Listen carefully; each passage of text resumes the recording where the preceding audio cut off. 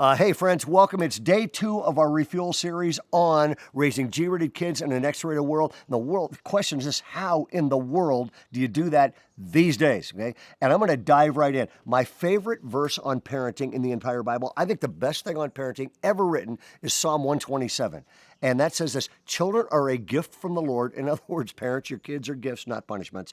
Children are a gift from the Lord. And this says this: like arrows in the hands of a warrior are the children born in one's youth. I love the Bible compares your kids to an arrow. Now you think about it, okay, what does that have to do with parenting? It's brilliant. Okay, and here's why. Okay, you do 3 things with an arrow. The first thing you do is you aim it. In other words, you provide direction. Okay, then the second thing is this: you pull it back. You provide motivation, and then the third thing you do is this: you release. Okay, and when you release it, it goes in the direction hopefully it was aimed. Okay, all 3 of those things are important. First of all, you provide direction, then you provide motivation, and then you release. Okay, now the problem is this: so many parents are going, I raised them. The minute I let them go, they went some crazy, heartbreaking direction. Okay, if you're a parent of a kid, well, what can you do to raise the odds they go in that direction?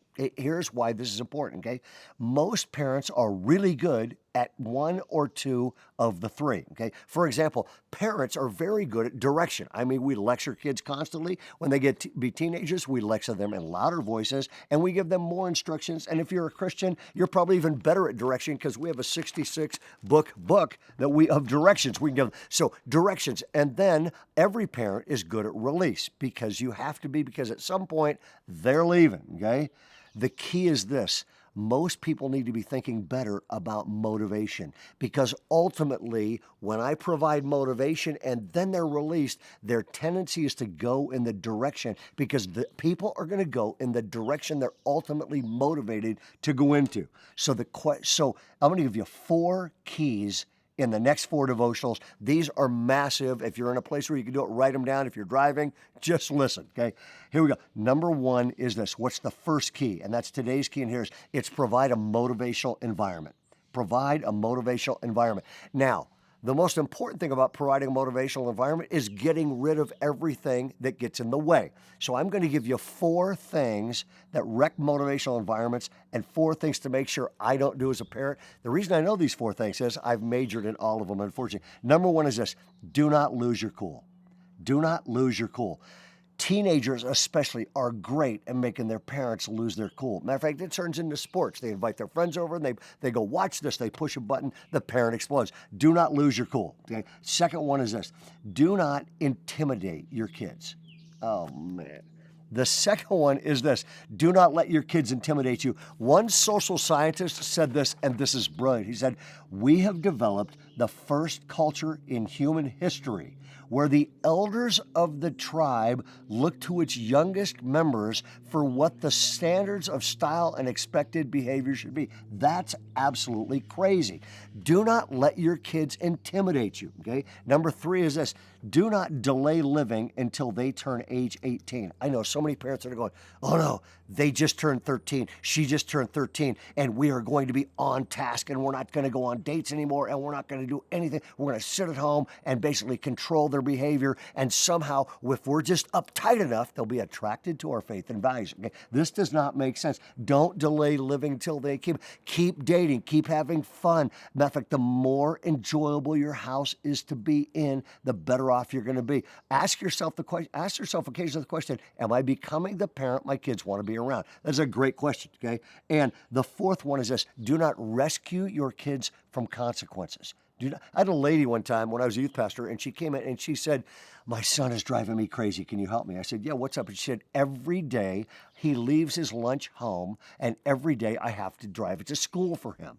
And I said to this lady, you are training your son that if he drops a ball, you will pick it up and drive it to school. Yeah, I actually made up a statistic. I said, studies show that it takes 500 days of missing lunch for a kid to starve to death. Just don't rescue him from consequences, because at some point, kids have to connect their own consequences to actions, and that creates life change. Now, do not rescue them from consequences, delay 18, let them intimidate you, or lose your cool. And I want to wrap this up by telling you one of my favorite stories of what happened with a parent, okay? I was in Seattle to speak at a marriage and family conference. I pull in, and a a couple picks me up, and we're driving through downtown Seattle, and all of a sudden they stop at a light, and the wife turns around, and this couple's fun, okay, and they got teenage kids, and she said, "Oh, this is where it happened." And I said, "What?"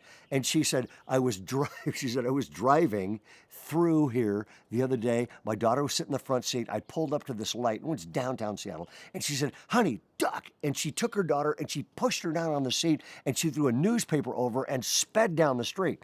And her daughter's like, "Mom, what's she doing? Did somebody have a gun? What?" And she pulled over 2 blocks later and let her daughter back up. And her daughter said, "What happened?" And her mom said this. Her mom said to her, too cool for life teenage daughter, "Honey, I'm so sorry. I just saw a friend of mine on that street corner, and I couldn't bear to be seen with my teenage daughter." So she sped down the street. I love that story. I met those teenage kids later at this conference. They and their parents had great relationships because their parents were the kind of people that were fun you'd want to be around. Number one is this: provide a motivational environment. Am I creating a climate where my kids are internally motivated? It's one of the things I like about our worship services. It's one of the things I like about our youth events is most of these environments we're putting kids in, from this to Mexico to day camps to whatever, is designed to motivate kids to love God and pursue hard after a lifestyle of God-honoring living. So God bless you guys. Step number one in this is create a motivational environment. Tomorrow, I'll give you the second step.